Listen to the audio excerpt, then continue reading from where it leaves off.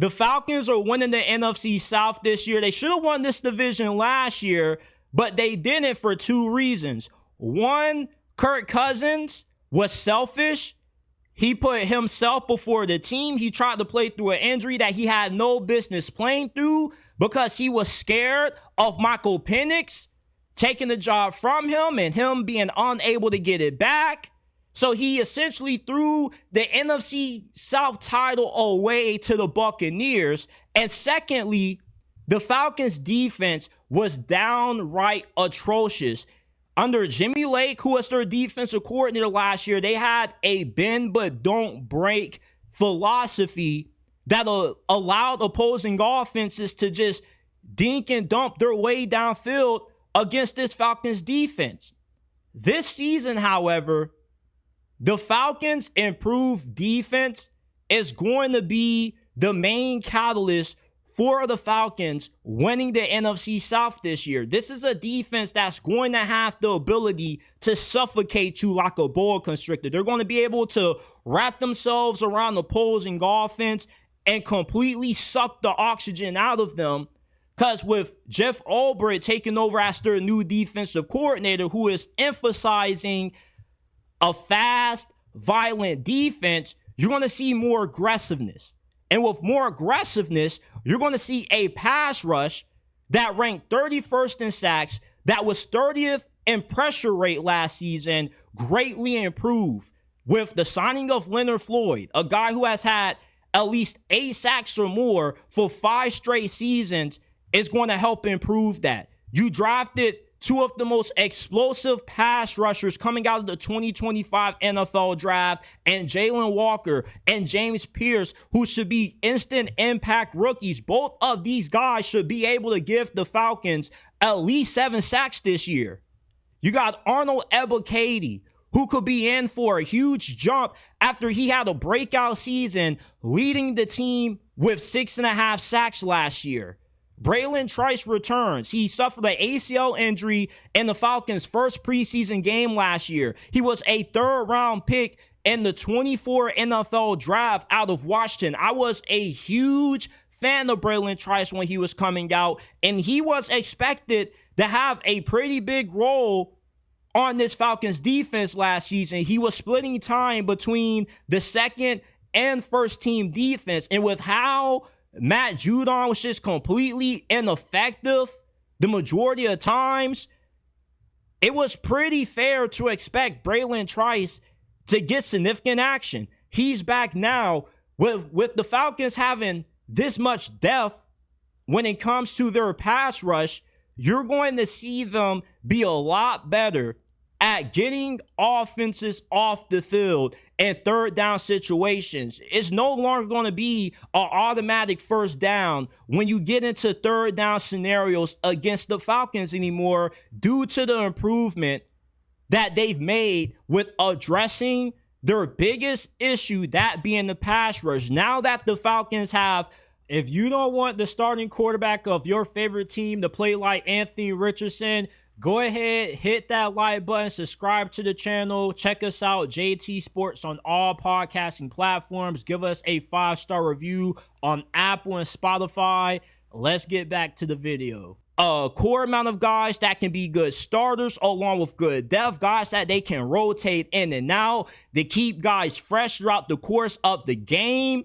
The Falcons defense is going to greatly improve this year, mainly because of them addressing the biggest weakness that they had last year. I'm not saying that the Falcons are going to go from being one of the worst teams at getting after the quarterback, being one of the worst teams in 3rd down situations, to becoming a top 5, top 10 defense, but they don't need their defense to be that good in order to win this division. They just need their defense to stop the bleeding, which they were unable to do last year. You can't win having a bend but don't break mentality in this league anymore. You have to be able to stop teams from dinking and dumping. That's why the importance of hiring Jeff Ulbrich, who's emphasizing playing fast and playing violent, is going to help this defense take a huge step up this season, because now quarterbacks aren't going to be able to just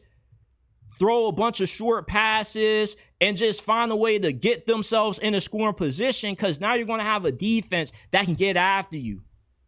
Quarterbacks that played the Falcons last year got the ball out faster than any other team that anybody went up against. When you played the Falcons defense, you knew that if you got the ball out fast, you were driving downfield, because the Falcons prioritized themselves on letting you get whatever. And then once you got into the red zone area, that's when they tried to make their presence felt on defense, and it failed. And it failed really bad. This season, that's not the mentality. It's no longer bend but don't break. No, the philosophy is we're going to come after you. We're going to attack you. We're going to be aggressive. We're going to force turnovers. We're going to force a bunch of tackles behind the line of scrimmage. We're going to be able to cause a lot of havoc to put you in unmanageable third down situations. Can we get you into third and long? Can we blow up plays behind the line of scrimmage on second down? Those are the questions that the Falcons are trying to answer entering this season, that I believe they're going to be able to have the solution to. Xavier Watts and Billy Bowman were two of the biggest steals of the NFL draft for the Atlanta Falcons. These two guys were the gems of this past draft class for general manager Terry Fontenot. Xavier Watts was a two-time All-American at Notre Dame. Great ball skills, incredible instincts. He had 13 interceptions that he racked up over his final 2 seasons starting for the Fighting Irish. Elite coverage ability. You pair him next to Jesse Bates, you can make the argument that with Xavier Watts, the Falcons are going to have a top 3 safety duo with him and Jesse Bates. You got Billy Bowman in the 4th round, who has great ball skills. He's great inside the box. He just has a nose for making plays against both the run and the pass. He's projected to be the Falcons' starting slot corner. At least he should be starting over D. Alford, because he's a better player than what D. Alford is, because he can stop against the run, and you can line him up, bracket him in coverage against tight ends, running backs out of the backfield.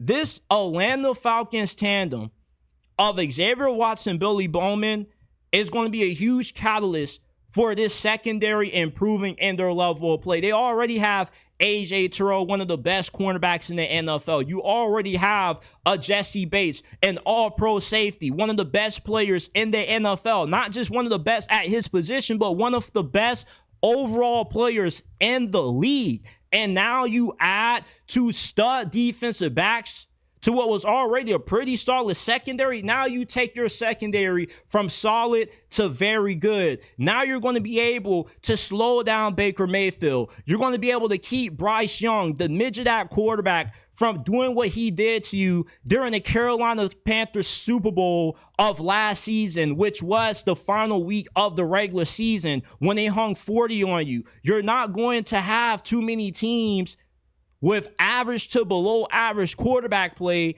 putting up the kind of production that quarterbacks did last season. This Falcons defense is really good heading into this season. They have addressed an issue that has plagued them for a very long time, with a secondary that has struggled and the pass rush that has been non-existent since Jonathan Abram was in his prime. You got to be an OG Falcons fan to remember who Jonathan Abram was.